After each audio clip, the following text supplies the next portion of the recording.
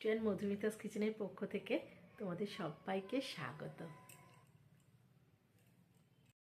আজ আমি নিয়ে এসেছি একদম ভিন্ন স্বাদের, মুখের স্বাদ বদলে দেওয়ার মতো একরকম ভেটকি রেসিপি।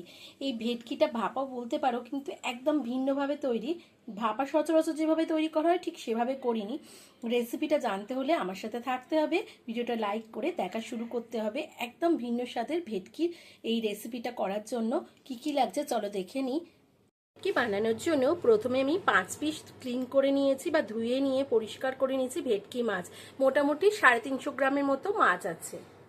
পরিমাণ মতো নুন, টেবিল স্পুন টক দই জল ঝরানো, 1 টিস্পুনের মতো আদা রসুন আর কাঁচা লঙ্কা বাটা, 1 টেবিল স্পুন ময়দা, 1 টেবিল স্পুন কর্নফ্লোর দিচ্ছি বন্ধুরা, আর দিয়ে খুব ভালোভাবে ম্যারিনেট করে নেবো। প্রত্যেকটা মাছের মধ্যে কোট করে নেব এই মশলাটা।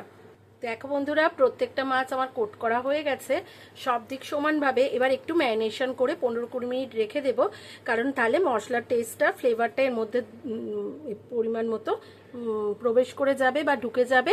আর এই সময় আমি প্রস্তুতিগুলো করে নিচ্ছি।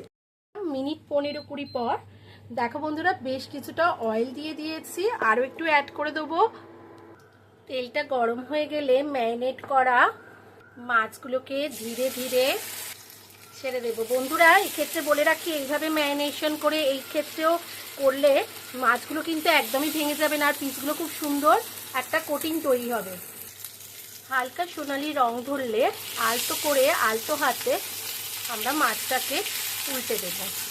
বন্ধুরা, আমার একটা মাছ একটু কড়া হয়ে গেছে, তবে মোটামুটি এই রকম সোনালি রং ধরা পর্যন্ত কিন্তু ভাজবে, এর থেকে বেশি কড়া ভাজবে না। আমি আর একটা পিঠ কিন্তু খুব হালকা করেই ভেজে নিয়েছি, দেখো এরকম সোনালি রং ধরে।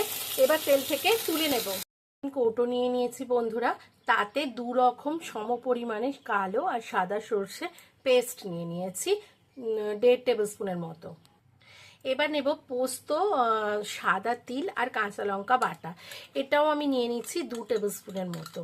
এটা বন্ধুরা তোমরা শুধু পোস্তও দিতে পারো, কিন্তু তিলের উপকারিতা তো তোমরা সবাই জানো, না জানলে একবার গুগল করে দেখে নিও। সেই জন্য আমি তিলটা প্রেফার করি বা দিই, এতে কিন্তু টেস্টটা ভীষণ ভালোই হয়।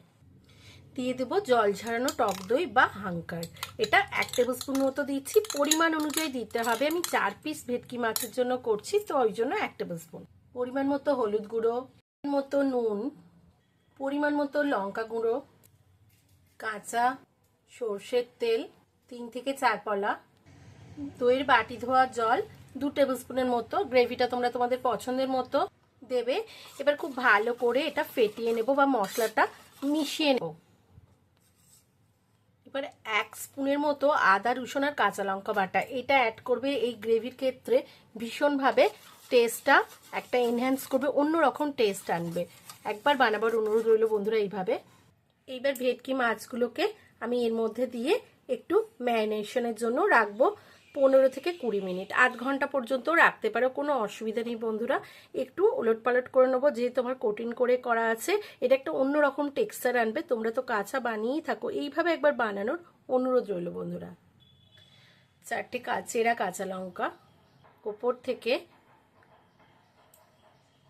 আরও একটু সর্ষের তেল অ্যাড করে দিলাম। একটা জায়গায় একটা পাত্রে জল বসিয়ে দিয়েছি, বা ঢাকা চাপা দিয়ে ম্যারিনেট করে রাখবো 15 থেকে 20 মিনিট। জল ফুটে উঠলে বন্ধুরা এটাকে আস্তে করে প্লেস করে দিতে হবে এবং ঢাকা চাপা দিয়ে 20 থেকে 25 মিনিট বয়েল করে নিতে হবে। ফিরে আসছি 20 থেকে 25 মিনিট পর। এলাম বেশ কিছুক্ষণ পরে, 20 মিনিট পরে ফ্লেম অফ করে দিয়েছিলাম, তারপর একটু ঠান্ডা হওয়ার অপেক্ষা করেছি। এইবার একটু জুড়োবার পরে খোলার চেষ্টা করছি বন্ধুরা, কারণ নইলে ছ্যাঁকা লাগবে, বা ধরো একটা ভেপারটা থাকে। তো দেখো এর গ্রেভির টেক্সচারটা তো তৈরি হয়ে গেল, একদম দারুণ টেস্টি, একদম নতুন রকমের ভেটকি ভাপা। কেমন লাগলো এই গ্রেভিটা একবার বানিয়ে খাওয়ার অনুরোধ রইল বন্ধুরা। গরম ভাতের সাথে যে কোনো স্পেশাল দিনে বা এমনিতেও দারুণ দারুণ লাগবে। চলো বন্ধুরা, আবার হাজির হয়ে যাবো নতুন কোনো রেসিপি নিয়ে। ততক্ষণের জন্য ভীষণ ভালো থেকো, সুস্থ থেকো, টাটা। আর রেসিপি ভালো লাগলে লাইক শেয়ার কমেন্ট করতে ভুলো না কিন্তু বন্ধুরা।